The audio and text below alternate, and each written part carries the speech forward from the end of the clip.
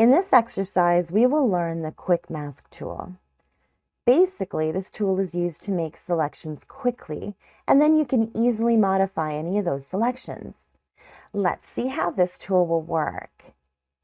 Here, we can see the Quick Mask icon underneath the foreground color option. Now, we can choose the Quick Selection Mask, and Q is the shortcut key. Let's select any area by using the Quick Selection tool, something like this, and press the Q key. We can see the selected area is red. That shows us that the area is selected, and the other area is unselected. Okay, now if I choose the brush tool, we can make it hard and adjust the size by pressing the left and right bracket key.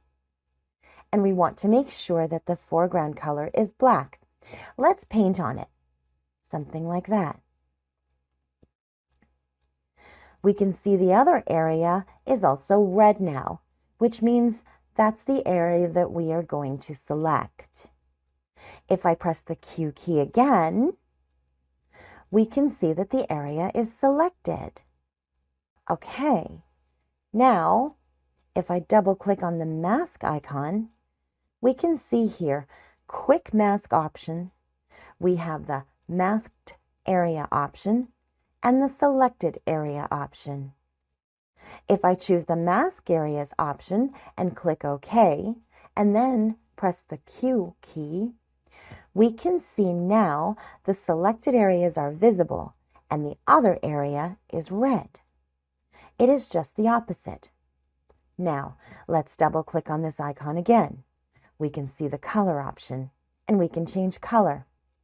And we can also adjust the opacity to view the area.